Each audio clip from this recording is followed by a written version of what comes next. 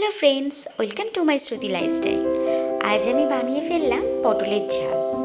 চলো রেসিপিটা ঝটাপট দেখে নিই। তো প্রথমে পটলটাকে ভালো করে ধুয়ে নিয়ে কেটে নিলাম।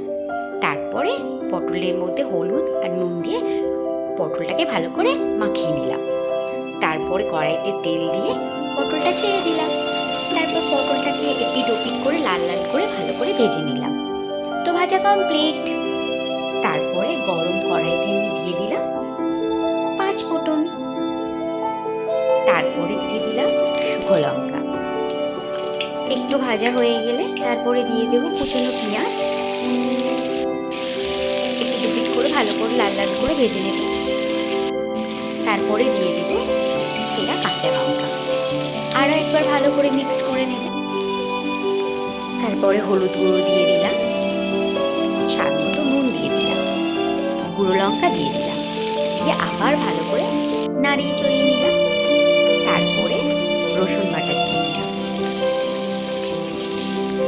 তারপরে দিয়ে দিলাম আদা বাটা। তারপরে দিয়ে দিলাম পেঁয়াজ বাটা। তারপরে দিয়ে দিলাম টমেটো সস। দিয়ে ভালো করে এপিট করে মাখিয়ে নিলাম। তার মধ্যে দিয়ে দিলাম 1 কাপ পরিমাণে জল। তো মিক্সড করে নেওয়ার পরে ফুটে গেছিল, তার মধ্যে দিয়ে দিলাম ভেজে রাখা পটল। আর নামিয়ে নেওয়ার আগে আমি জিরে গুঁড়ো দিয়ে দিলাম আর গরম মশলা দিয়ে দিলাম। তো রেডি হয়ে গেল আমাদের পটলের ঝাল। ভিডিওটা ভালো লাগলে লাইক করুন, শেয়ার করুন। টাটা।